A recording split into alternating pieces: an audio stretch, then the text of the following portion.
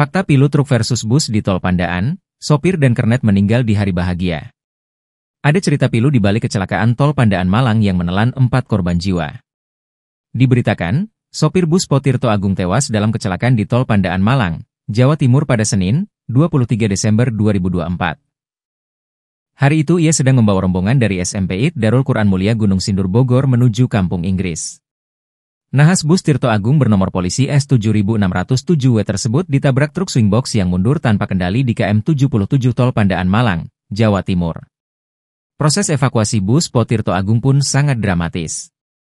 Sopir bus Potirto Agung bernama Untung Subagio, 47, warga Magetan. Seorang saudara lewat akun TikTok Rumi mengungkap fakta pilu. Menurutnya, Untung baru saja merayakan hari bahagia anaknya. Kemarin tanggal 14 Desember habis nikahin anak pertamanya, ungkap Rumi. Untung Subagio menjadi satu dari 4 korban tewas dalam kecelakaan rombongan SMP IT Darul Quran Mulia Gunung Sindur Bogor.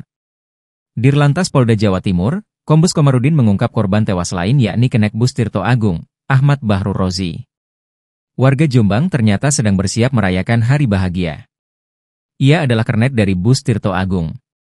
Tetangganya lewat akun TikTok Afni99 mengungkap Rozi akan menikah pada tanggal 8 Januari 2025 nanti. Masih tetanggaku, tanggal 8 mau nikah padahal Rozinya, tulisnya di TikTok.